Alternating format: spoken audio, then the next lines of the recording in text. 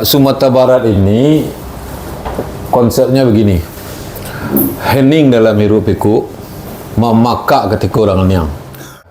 Jadi sebuah suku bangsa jika larut atas nostalgia, ada di Yunani namanya narsis, yang kita sebut sekarang, itu adalah dewa yang selalu bercermin di tepi kolam yang bening dan mematut-matut dirinya sendiri, akhirnya jatuh ke dalam kolam. Kita kalau ekonominya tidak perbaiki, ini bisa jatuh ke dalam kolam hari ini.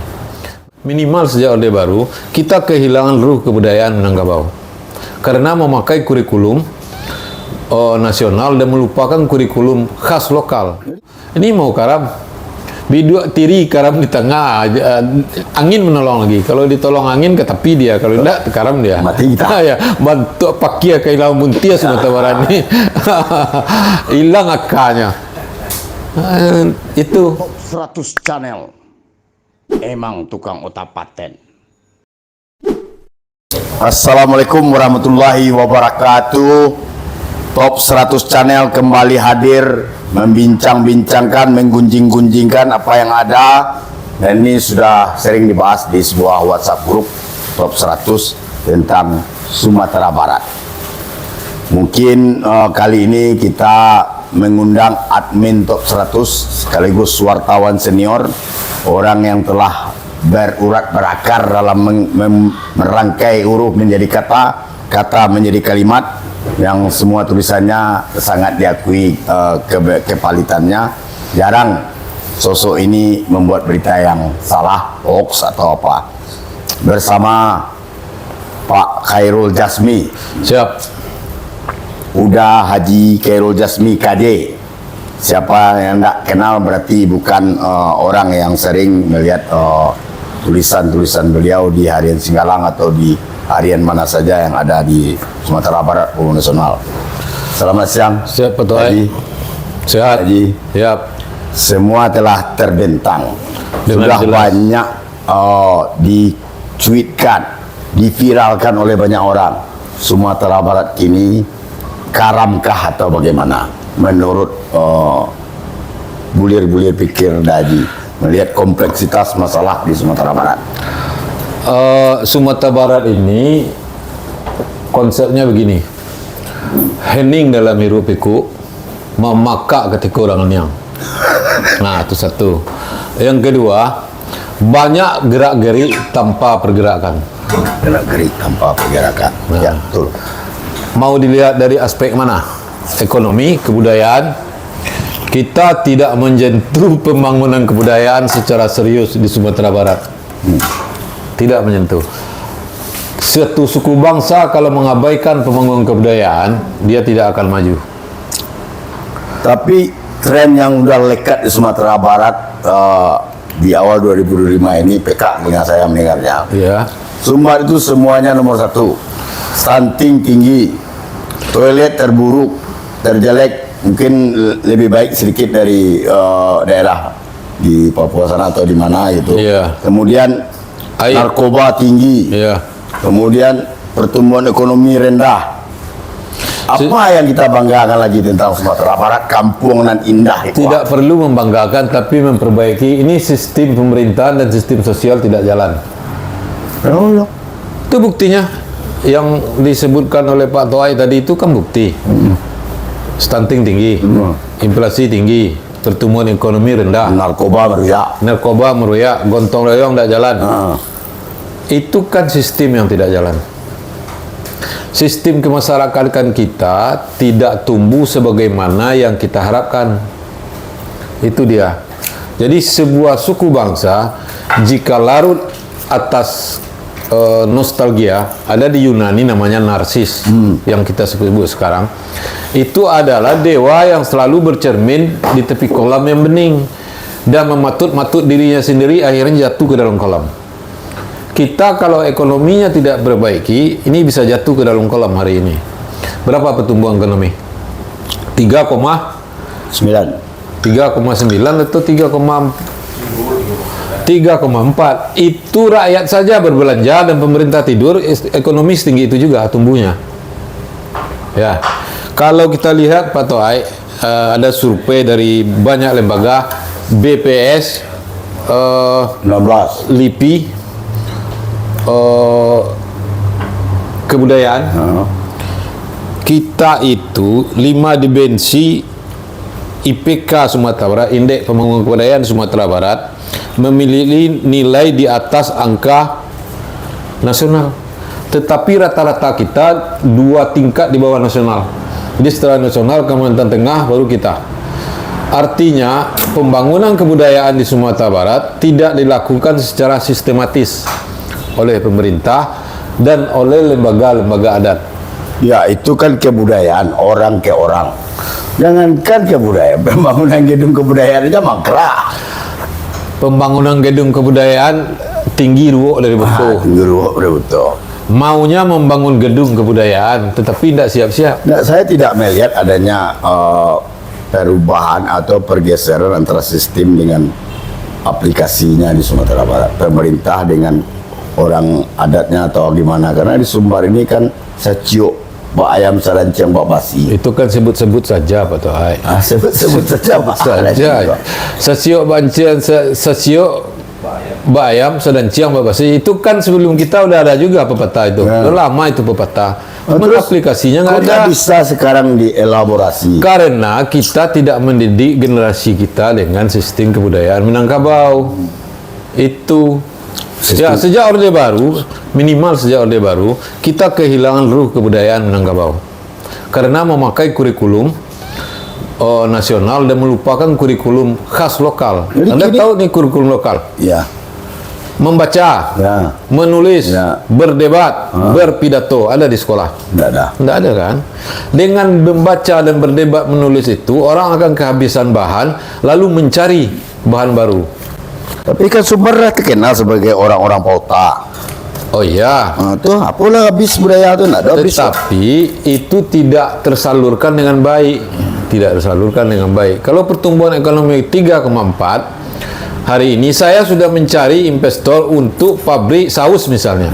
Biayanya 3 miliar. Sudah saya bilang ke beberapa kepala daerah, Ya. tapi tidak mau. Nggak ada yang welcome. Tidak ada yang mau mengiyakan apa Tidak. yang saya tawarkan. Oh. Mau mencari bibit kopi Nah, hari mungkin ini. dia beranggapan mau para pengambil kebijakan itu kok para lu dapat dari jigo ceh. Ya 3 miliar apalah Pak Toai. Iya. Misalnya sekarang Pak Toai, saya mencari bibit kopi. Ya. Karena Sumatera Barat ini dulu kaya karena kopi. Bibit kopi susah. Tidak ada. Harus inden. Mau mencari pakan ayam, jagungnya nggak cukup. Jagungnya didatangkan dari luar. Bagaimana membangun kebudayaan sementara kita serba tidak cukup? Pakan ayam, pupuk mahal, di atas murah, di bawah mahal. Ada rakyat mau menanam aren, bibitnya 100.000 satu. Pemerintah menolong enggak? Betul. Jadi kemari pentang, kari kerajuan entah, enggak kerajuan entah, akhirnya mengecek-ngecek saja kayak kita ini. Oh, hanya bisa ngomong doang ya. Ngomong doang, harus ada aplikasinya Pak. Kalau tidak ada aplikasinya, gimana caranya negeri ini bisa maju?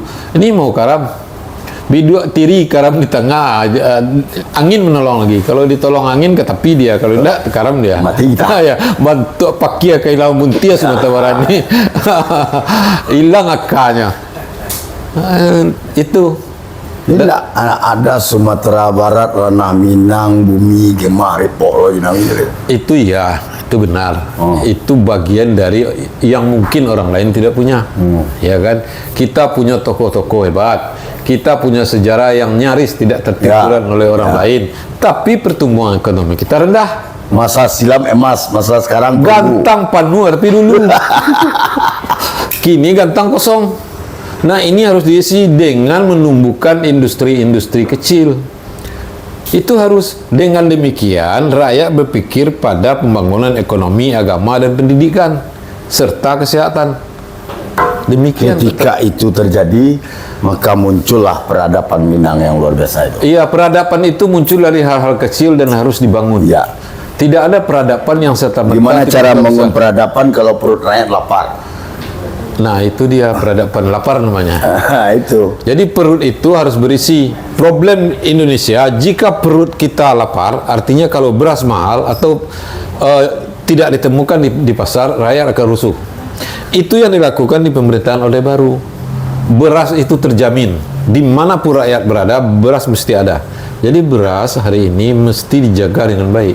Itu bagian dari elementer kebudayaan. Kita garis merah kondisi hari ini di Sumatera Barat. Ya. Bagaimana setelah hari ini? Setelah hari ini, yang ngomong-ngomong kayak kita ini mesti melakukan aplikasi praktek. Pak Toai mau beternak ayam. Gimana caranya? Buat seorang kalau tidak ada uang cari. Kalau disumbekkan ke pemerintah tidak jalan. Lakukan sendiri, bawa orang lain, tampilkan di IG. Saya sudah beternak ayam. Kawan kita tak ada yang beternak ayam, rugi. Aduh kawan Pak, rugi dia. Karena dia tidak ngomong sama kita. Coba dia ngomong. Jadi ternak ayam, ternak itik, misalnya 100 ekor itik itu biayanya 12 juta. Kalau dia panen sampai 18 bulan, dia bisa untung 10 sampai 15 juta. Kan bagus. Siapa yang tidak yang Persoalannya sekarang lagi, apakah pemerintah sebagai pengayom, pemerintah sebagai pemberi semangat kepada masyarakatnya sudah masuk dalam kategori bosan atau gimana? Gana, tahu Gana? Oh. Gana ini kayak kepala kita terbentur tonggak, menanyang saya. Jadi tidak tentu lagi yang akan difokuskan oleh pemerintah. Bukan pemerintah tidak pintar, bukan gubernur bupati tidak pintar, tetapi dia terperangkap dalam kandang besi birokrasi. Kandang besi birokrasi lah yang memerangkap pemerintah sehingga ide kreativitas, elaborasi dan inovasinya jadi tumpul. Agak tumpul sih. Coba kita ajak diskusi, pintar dia dari kita. Sugesti sitek Baji, apa harapan dan keinginan Daji selaku wartawan yang sudah bakare di Sumatera Barat Daji? Saya maunya kita ini kelas menengah Sumatera Barat diberi kesempatan untuk berusaha dan dipermudah izin. Misal, kalau kafe Batiori ini disewa, kopi teori ini disewa, sewanya lebih mahal dari laba margin yang akan dia dapat pada akhir tahun. Dan setiap tahun naik. Kepada wali kota sudah saya bilang, kepada orang-orangnya sudah saya bilang, tolong buat zonasi sewa ruko di Padang. Di Jalan Veteran berapa, di depan Masjid Raya berapa, di Sudirman berapa, di bypass berapa. Kalau ada zonasi seperti itu, orang tidak akan menaikkan harga ruko seenaknya. Kalau zonasi sudah ada, orang sudah terukur bisa dapat laba atau tidak. Jangan tahun kedua naik, tahun ketiga dia sudah gulung tikar. Itu satu. Yang kedua, yang perlu adalah infrastruktur jalan. Membawa hasil produksi ke pasar itu bukan pekerjaan gampang. Itu sulit.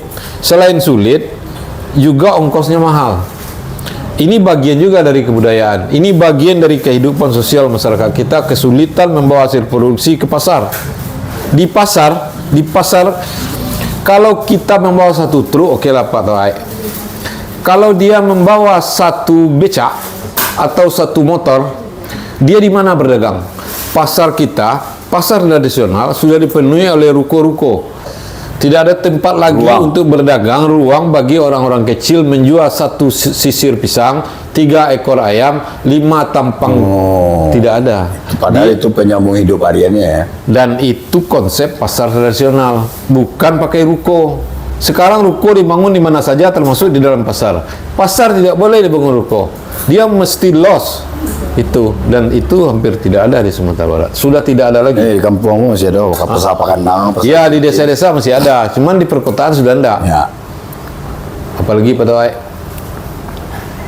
Hilang akal Pak Toai.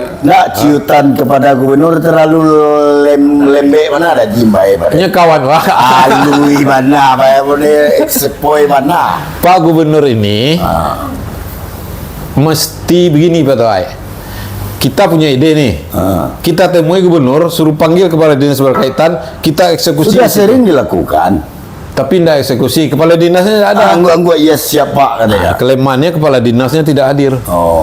Jadi kalau Pak Taib punya ide, temui Pak Gubernur, panggil kepala dinas, eksekusi di situ. Kalau tanpa kepala dinas, Pak Gubernur lupa lagi. Oh, iya. Namanya saja gubernur, satu-satunya di Sumatera Barat. Tergantung bagaimana dia bekerja itu soal lain. Amara pe lembut banget. Nggak ada. Harusnya kan gaji sang cek gubernur berkantorlah di kampung-kampung itu. Nah, ajak masyarakat bertani berapa. Itu ya saya setuju tuh. Pak Gubernur berkampung di kampung-kampung, berkantor di kantong-kantong, ajak petani berusaha. Ya. Kapan mulai? Kita ikut. Itu kita ekspos. Kita ekspos. Jangan di kantor di kantor, di rumah saja. Di rumah. Ya, Bertamu sebelum sebuah. Awal lalu, baru Pak Gubernur. Silakan Daji closing statement aja lagi.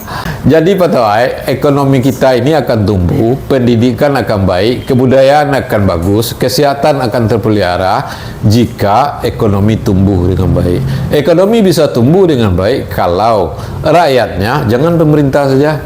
Rakyat kemoko, saya dua, Ya, saya lapau, sore main bola.